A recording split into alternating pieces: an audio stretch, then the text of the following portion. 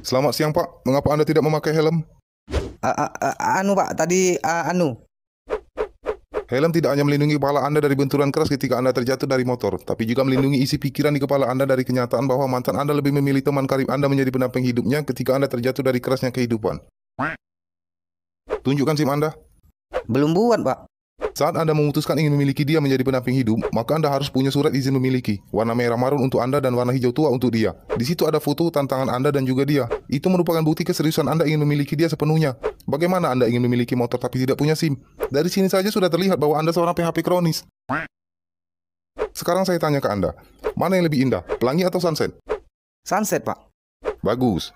Pelangi memberikan beragam warna cantik dari matahari ketika hujan mulai mereda. Kemudian dia menghilang, dan entah kapan dia akan muncul kembali. Tapi sunset memberikan cahaya indah sebelum kegelapan malam mencekam tiba, dan berjanji besok pagi akan memberikan cahaya yang lebih terang dan kembali menjadi sunset. Begitu seterusnya.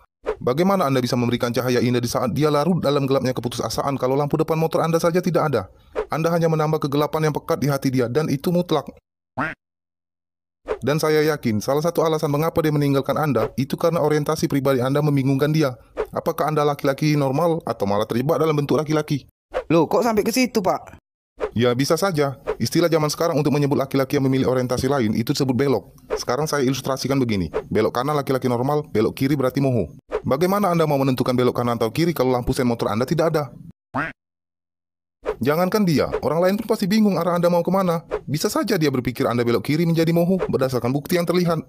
Buktinya apa, Pak?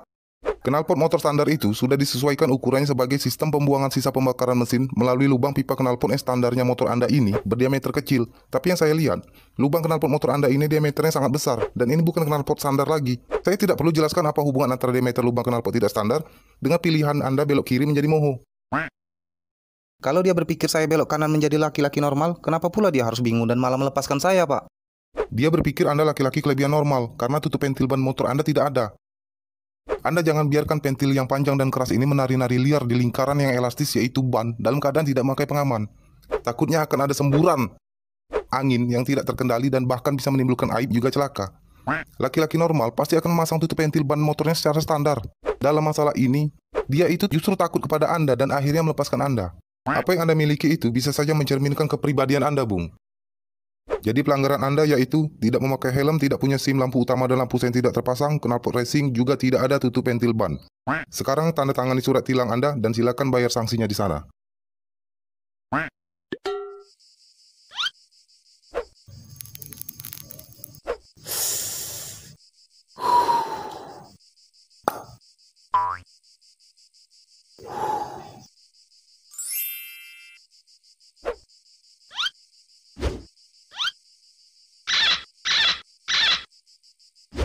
Selamat malam. Apa yang kalian berdua lakukan di tempat sunyi di tengah malam seperti ini? Kami cuma sedang menikmati langit malam, Pak. Iya, menikmati langit malam. Itu alasan klasik, Bung. Saya tahu betul apa yang ada di pikiran Anda. Dan untuk Anda, Nona, saya cuma ingin memberikan sedikit gambaran tentang seorang laki-laki berdasarkan sudut pandang saya. Terlepas apakah itu nanti akan merubah tipe lelaki idaman Nona di kemudian hari. Laki-laki merokok atau tidak itu bukan persoalan. Justru laki-laki perokok akan terhindar dari penyakit gangguan kehamilan dan janin. Dan itu pasti. Sementara rokok ada yang filter dan juga yang kretek. Dan saya melihat cowok Anda ini menyukai rokok kretek. Loh, emang ada yang salah, Pak? Tidak ada yang salah. Rokok kretek itu memiliki isi yang padat dan terkesan berat, sehingga memerlukan tenaga hisap yang lebih kuat ketimbang rokok filter. Jadi kesimpulannya, Anda ini menyukai hisapan yang kuat dan bertenaga, dan itu tidak ada yang salah. Semua tergantung dari Anda, Nona. Apakah Anda menyukai laki-laki dengan hisapan kuat spontan atau enteng perlahan? Ini konteksnya adalah rokok. Ingat, berpikir positif. Jangan traveling kemana-mana. Apakah Anda ini suka nge-gym? Enggak pernah, Pak. Emang kenapa, Pak? Anda tidak pernah nge-gym. Tapi saya benar-benar tidak nyaman melihat satu lengan Anda bisa lebih besar dan berotot seperti ini. Entah aktivitas apa yang Anda lakukan dengan satu tangan. Saya ragu dengan apa yang saya pikirkan, tapi kalau apa yang ada di pikiran saya benar, terpaksa Nona harus mencari tahu sendiri rahasia apa yang membuat satu lengan cowok Nona bisa lebih berotot. Karena pada dasarnya, wanita tidak akan pernah tahu apa yang bisa dilakukan oleh seorang pria dengan satu tangan. Dan terakhir, saya melihat Anda memanjangkan kuku jari-jari Anda. Itu tidak masalah, selagi Anda bisa merawat dan menjaga kebersihan. Tapi yang membuat saya bertanya-tanya adalah, bisa Anda tunjukkan jari-jari Anda? Mengapa setiap tangan Anda hanya ada satu jari yang tidak Anda panjangkan kukunya, dan satu jari itu sama di setiap tangan Anda? Nona bisa jawab sendiri, jari mana yang tidak dia panjangkan kukunya? Dari analisa yang saya paparkan tadi, apakah Nona sudah bisa menarik kesimpulan tentang pasangan Anda ini? Jadi pelanggaran Anda cuma satu, yaitu tidak mematuhi batas jam malam yang telah dibuat. Tanda tangan surat pelanggaran Anda dan silakan bayar sanksinya di sana. Kita kembali lagi dalam program Marjintun dalam berita. Untuk sesi kali ini kita akan membahas salah satu fenomena yang sekarang lagi marak dibicarakan masyarakat, apalagi kalau bukan tentang KDRT. Dan kebetulan pada kesempatan kali ini kita telah mendatangkan seorang narasumber untuk sedikit membahas persoalan KDRT ini menurut sudut pandang beliau. Langsung saja. Selamat malam Pak Polisi Milenial. Selamat malam. Langsung saja Pak, bagaimana Bapak menyikapi persoalan KDRT ini? Secara pribadi saya sangat lantang mengutuk pelaku tindakan KDRT ini. Akan tetapi, menurut sudut pandang saya, kekerasan dalam rumah tangga justru diperlukan demi keharmonisan rumah tangga itu sendiri. Bisa harmonis? Karena apa? Karena dalam rumah tangga juga dibutuhkan sesuatu yang keras-keras. Dan yang keras ini ada pada diri seorang suami. Kalau sesuatu yang keras ini tidak ada, biasanya istri akan menganggap suami letoy, lemah, kurang gairah dan tidak bertenaga. Karena ketidakmampuan suami memenuhi hasrat istri. Dan ini adalah sumber dasar dari ketidakharmonisan dalam rumah tangga. Bisa lebih spesifik apa itu yang keras-keras? Tekad. Tekad keras suami untuk membawa istri dan anak ke taraf hidup yang lebih baik. Itu yang harus diperlukan. Agak sedikit nyasar otak saya tadi. Silakan dilanjutkan. Oh ya, sebelum obrolan kita lebih jauh, barangkali bisa Bapak jelaskan lebih detail mengapa disebut rumah tangga? Kenapa tidak rumah tembok misalnya? Rumah tangga itu punya filosofi. Kalau dianalogikan akan seperti ini. Rumah itu ibarat wanita selaku istri dan tangga itu laki-laki selaku suami. Rumah itu istri dan tangga suami. Mengapa demikian? Karena rumah dibutuhkan sebagai tempat bernaung yang nyaman buat calon anak-anak kita setelah menikah. Dan tangga merupakan akses penghubung calon anak-anak kita menuju ke pintu masuk ke dalam rumah. Karena pada zaman dulu, bentuk rumah itu kan seperti rumah panggung, di mana tangga itu berada di luar dan menghadap langsung ke pintu masuk ke dalam rumah. Berapapun jumlah calon anak-anak yang kita inginkan, baik 1, 2, 5, 12 orang, pasti melalui tangga ini dulu kan? Karena itu dibutuhkan tangga yang kokoh dan juga keras. Tepat. Oke. Sangat menarik pembahasan kali ini. Tapi Pak, di luar sana kan ada juga tuh suaminya seorang laki-laki, istrinya pun seorang laki-laki. Apakah juga bisa disebut rumah tangga? Itu beradu tangga itu. Beradu tangga. Baik. Menarik. Kalau suaminya wanita dan istrinya juga wanita, apakah beradu tangga juga? Itu kasus unik. Unik? Seperti apa? Itu tidak bisa dianalogikan ke dalam rumah tangga, tapi lebih tepat ke barang yang ada di dalam rumah tangga. Seperti apa misalnya? Kulkas 2 pintu. Kulkas 2 pintu? Karena apa bisa kulkas 2 pintu? Ya, karena atas pintu bawah pintu. Mau posisinya dibolak-balik pun tetap punya 2 pintu. Tidak perlu tangga untuk akses ke situ. Cara akses masuk masih manual. Fungsi utama juga buat menyimpan sayur dan buah. Pisang misalnya. Kenapa harus pisang yang jadi contoh? Refleks saja. Baik. Pertanyaan lagi. Zaman sekarang kan rumah udah modern tuh. Ada yang 2 tingkat, 3 tingkat, bahkan 4 tingkat. Nah, di dalam rumah itu kan pasti ada tangga-tangga lain. Intinya ada tangga dalam rumah. Sementara rujukan kita tadi, rumah zaman dulu. Apakah filosofi rumah tangga jadi tidak berlaku? Oh, tidak. Tetap berlaku. Hanya saja setiap pasangan harus rajin mengecek chattingan WA pasangan masing-masing. Takutnya mulai muncul bibit-bibit pelakor atau pebinor, dikarenakan ada tangga dalam rumah. Jadi harus lebih waspada? Tidak. Saya cuma bercanda. Mau rumah sebesar gedung bioskop ataupun ada 30 tangga di dalam rumah, tetap jadikan filosofi rumah tangga sebagai pondasi kokoh demi mencapai keluarga yang bahagia. Ingat, tidak semua laki-laki itu munafik. Tidak semua wanita itu sok suci.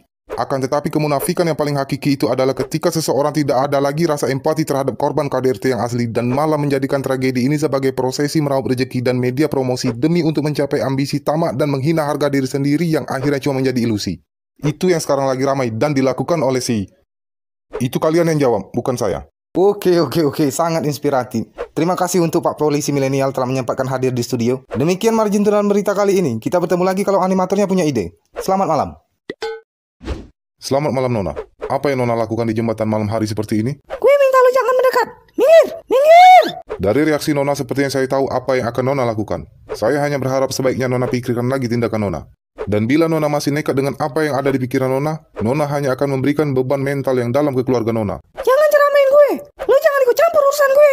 Bila masalah Nona begitu berat, silakan Nona bagi masalah Nona dengan saya. Jangan sok peduli. Semua laki-laki semuanya buaya. Dari pernyataan Nona, sepertinya saya bisa menarik kesimpulan masalah apa yang sedang Nona alami. Baiklah, saya akan memberikan sedikit gambaran tentang laki-laki dan buaya, menurut sudut pandang saya, terlepas apakah nanti akan merubah pandangan Nona di kemudian hari. Buaya sebenarnya adalah gabungan dua buah kata ibu dan ayah, kemudian disingkat buaya. Dan ini sesuai, karena pada hakikatnya, laki-laki adalah seorang ayah yang tangguh dan bisa juga menjadi sosok ibu yang memiliki kasih sayang penuh. Akan tetapi, sedikit sekali wanita yang menyadari hal itu. Kalau memang gabungan ibu dan ayah, mengapa huruf I dan H harus dihilangkan? Sebenarnya kedua huruf tersebut sengaja disembunyikan agar kita mencari tahu makna apa yang terkandung di kedua huruf tersebut. Dan saya akan mencoba menjelaskan makna kedua huruf tersebut. Sekarang mari kita analogikan seperti ini. Huruf I mewakili seorang ibu selaku wanita dan huruf H mewakili sosok ayah selaku pria.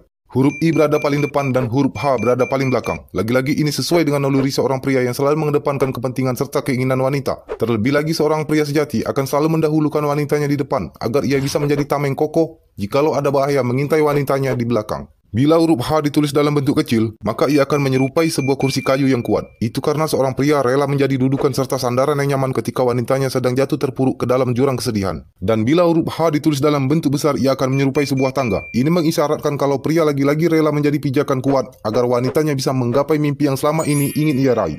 Dari penjelasan singkat saya tadi, Nona jangan beranggapan kalau saya mendukung perbuatan laki-laki buaya. Berdasarkan sudut pandang Nona, justru saya sangat menentang perilaku itu. Saya hanya menginginkan uraian saya tadi, seperti itulah seharusnya laki-laki buaya. Kalau boleh saya tahu, apakah pasangan Nona ini pacar atau suami? Pacar. Percayalah Nona, di luar sana ada seorang suami yang ketahuan selingkuh dengan ibu istrinya sendiri. Dan sampai saat ini sang istri masih sangat kuat menerima kenyataan tersebut. Dan apakah Anda seorang wanita yang memilih menjadi lemah kemudian berpikiran gila hanya karena seorang pacar? Kira-kira bagaimana Anda melihat tentang berakhirnya timnas Jerman di babak penyisihan Piala Dunia kali ini? Baik, bicara tentang kualitas, skill dan materi pemain, timnas Jerman sebenarnya sangat layak berada di final. Akan tetapi menurut sudut pandang saya, ada satu strategi yang tidak bisa diracik dan diatur oleh pelatih maupun pemain terhebat di dunia sekalipun. Apa itu? Keberuntungan dan kebetulan. Kebetulan yang bagaimana? Seperti yang kita tahu, Jerman datang ke Piala Dunia kali ini dengan membawa satu kontroversi yang sampai sekarang masih membuat sebagian besar orang kecewa dan sangat menyayangkan. Kontroversi pelangi? Tepat. Dan secara kebetulan kontroversi ini telah merubah julukan Jerman dari tim Panzer menjadi tim pelangi. Julukan baru inilah yang secara kebetulan lagi membuat Jerman tidak beruntung. Dan titik klimaks dari kebetulan yang membuat ketidakberuntungan Jerman adalah Jepang. Di laga awal Jerman takluk dari Jepang dan di laga penentuan Jepang juga membuat Jerman angkat koper. Secara teknis, betul. Tapi secara non-teknis, humoristis dan parodiistis, tidak demikian. Saya baru dengar istilah humoristis dan parodiistis. Biar terkesan dramatis dan lucuistis saja. Baik. Sangat lucuistis. Silakan dilanjutkan. Julukan lain dari Jepang adalah negeri matahari terbit, dan menurut kacamata sains, matahari merupakan salah satu faktor terbentuknya pelangi. Logika saja, apakah mungkin pelangi bisa melawan sesuatu yang membuat dia ada? Dan inilah klimaks dari kebetulan yang saya maksud tadi. Benar. Jangankan melawan Jepang, berhadapan dengan Bogor saja saya yakin Jerman bakalan kewalahan. Kok bisa? Karena Bogor adalah kota hujan, dan hujan merupakan faktor kedua terbentuknya pelangi. Baik. Akan tetapi, secara pribadi saya sangat khawatir bila ada pertandingan persahabatan Bogor mengundang Jepang sebagai tim tamu. Karena apa itu?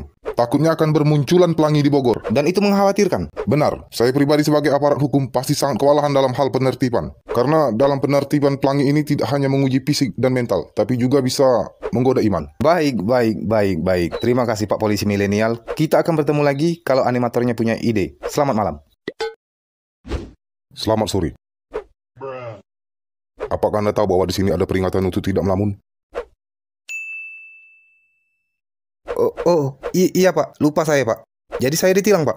Tidak ada pelanggaran. Itu cuma himbauan. Tadi saya melihat Anda. Oleh karena itu saya kemari untuk menghimbau Anda agar tidak melamun di sini. Akan tetapi bila himbauan saya tidak cukup untuk menyelesaikan masalah Anda boleh menjadikan saya teman curhat. Karena pada dasarnya tugas saya tidak hanya melindungi secara fisik, tetapi juga mengayomi secara mental. Tapi ini tidak berlaku untuk pelanggar hukum. Silakan Anda cerita masalah Anda, Bung.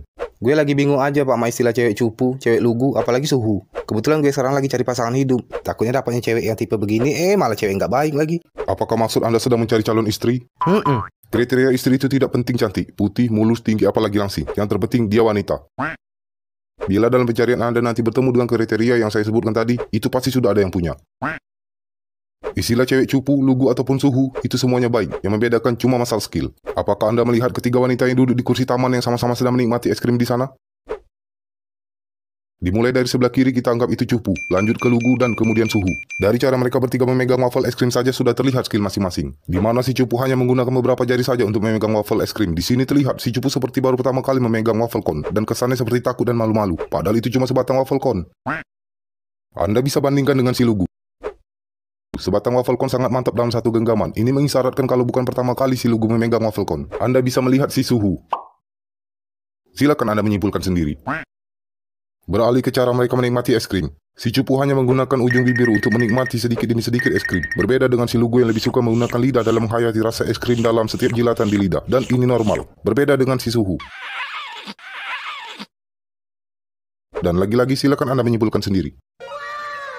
Dan Anda bisa melihat bagaimana ketiga wanita ini membersihkan sisa-sisa es krim yang melekat di sekitar mulut mereka. Si cupu hanya memakai jempol tangan karena memang ada sedikit saja sisa es krim di mulutnya. Sementara si lugu lebih suka menggunakan tisu dan sangat berbeda dengan Suhu. Karena baginya kenikmatan sesungguhnya akan terasa hingga tetes terakhir. Ingat, ini konteksnya bagaimana skill mereka dalam menikmati sebuah es krim. Bila dalam pemaparan saya tadi Anda memikirkan perspektif yang berbeda, itu adalah masalah Anda. Jadi dari penjelasan saya tadi, apakah Anda masih berpikir bahwa istilah penyebutan ketiga wanita itu Anda bisa menilai ada wanita yang tidak baik? Ini hanya masalah skill, dan yang bertanggung jawab atas skill itu pengalaman. Bila di kemudian hari Anda mendapatkan wanita cupu, Anda tinggal sering-sering saja menyodorkan es krim kepadanya, dan secara naluriah ia akan terbiasa dan menjadi Suhu. Tapi bila kemudian hari Anda mendapatkan wanita Suhu, Anda harus bisa memaklumi bahwa sebelumnya ia sudah sering disodorkan es krim. Dan apakah Anda berpikir es krim itu tidak baik untuk wanita?